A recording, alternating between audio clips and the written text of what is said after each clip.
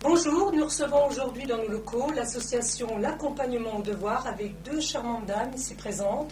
Donc Madame Marchal, présidente de l'association, et à ses côtés Madame Colussi, vice-présidente de l'association. Voilà, pourriez-vous nous présenter en quelques mots votre association et son but ? Alors, notre association donc, a été créée en avril 2004. On a fait donc une période d'essai. Et donc, on a continué donc, en septembre, à la rentrée de 2005.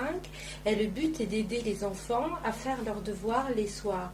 Donc, Madame Colussi, directrice de l'école François Villon, ainsi que ses collègues, ont eu la gentillesse donc, de nous accueillir dans l'établissement et donc de mettre à notre disposition 3 salles pour aider les enfants à faire leurs devoirs le soir. Voilà, donc ça concerne bien les locaux de l'école Villon. Oui. Et ça concerne quels enfants ? Les enfants donc du CP au CM2.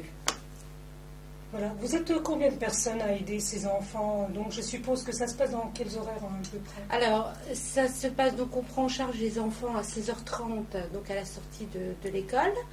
On a une petite récréation d'un quart d'heure, 20 minutes, où on propose un goûter aux enfants. Et ensuite, nous allons dans les salles qui nous sont mises à notre disposition. Donc, nous allons faire les devoirs. Alors, actuellement, nous avons 44 enfants inscrits et 25 bénévoles donc, qui interviennent dans ces séances. Voilà, donc ça nécessite quand même pas mal de monde. Vous arrivez à retrouver toujours ces personnes aptes à vous aider chaque année ? Depuis avril 2004, c'est vrai que les personnes qui sont là donc ont suivi. Et en plus de ça, on a eu la chance cette année donc, de faire appel donc, aux grandes écoles. Et nous avons donc des jeunes étudiants qui sont venus nous aider. Et qui en plus sont intervenus aussi au sein de l'école. Donc c'est une ouverture aussi sur l'école.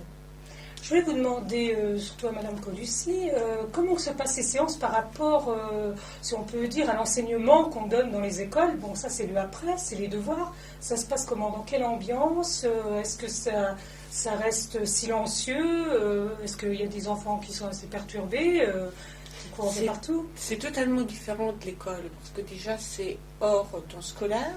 Ce sont des bénévoles, ce sont d'autres personnes qui viennent, qui sont détendues. Et les personnes en retraite viennent par plaisir, on va dire. Elles ont des choses à donner aux enfants. Ça se passe par petits groupes. On a des enfants, par exemple, des groupes de 3. Et effectivement, les gamins, ils trouvent non seulement une aide pour le devoir, mais ça peut être aussi une personne qui va être confidente, etc.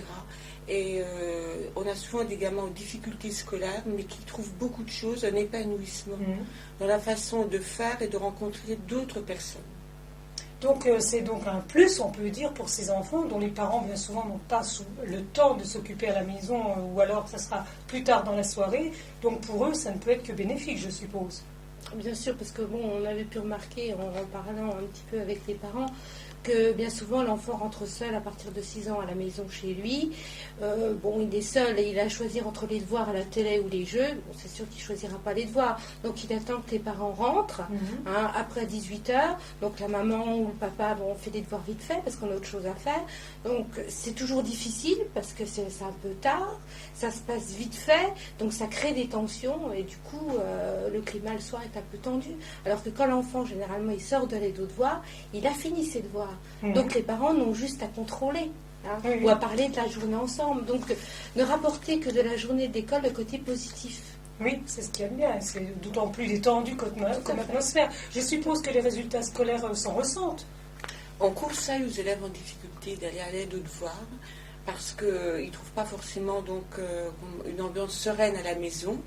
Et des élèves en grande difficulté n'ont pas forcément des résultats meilleurs, mais malgré tout, ils ont confiance en eux, ils reprennent, ils ont envie de faire, et donc il y a un partage qui se fait pour eux, c'est malgré tout, même si les notes ne sont pas meilleures, c'est bénéfique pour eux. D'accord. Et le fait que ça se passe au sein de l'école a aussi un côté très positif.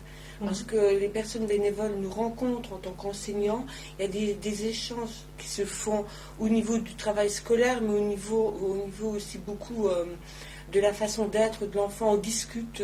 Et on a demandé à Madame Marchal plusieurs fois d'assister aussi à des équipes éducatives pour des enfants avec des gros problèmes scolaires. Et ça nous permet d'avoir une vision autre des enfants. D'accord. Je suppose que vous avez des projets pour l'année prochaine, donc 2005-2006, la rentrée. Est-ce que vous avez besoin de faire appel à des bénévoles? Est-ce que vous en avez assez? Bien sûr, on recherche toujours des bénévoles parce que plus on est, mieux c'est. Parce que quand on peut prendre un enfant individuellement, c'est encore mieux. Hein. Et puis, nous faisons aussi un appel donc aux associations parce que nous avons des projets de mettre en place des petits ateliers. Pas très courts, hein, mais pour faire découvrir autre chose à l'enfant. Je pense par exemple on avait pensé à des ateliers d'échecs, un atelier théâtre, mais pourquoi pas l'histoire, le patrimoine, puisque nous avons la chance à Neuf Maisons d'avoir beaucoup d'associations, donc on pourrait faire découvrir d'autres choses à l'enfant. Donc on se dirigerait vers à la fois le ludique et à la fois le culturel. Tout à fait. Ce qui permettrait de se détendre encore plus. Tout à fait. Voilà, je voulais vous demander, pour des parents qui seraient concernés par l'accompagnement de voir, qui désiraient que leurs enfants y aillent, comment faut-il qu'ils fassent? Dès la rentrée, Madame Marchal nous donne un document qu'on distribue à tous les élèves. Donc on explique le rôle de l'accompagnement au devoir et il y a une fiche d'inscription avec toutes les modalités qui sont dedans. En cours d'année, si les maîtres conseillent aux parents d'inscrire leur enfant, ils viennent me voir ou Madame Marchal et on leur donne à nouveau les papiers, on leur explique, mais on est très disponible vu que ça se passe à l'école. Voilà, je vous remercie de votre visite et je vous souhaite une bonne continuation sur ce projet. Merci.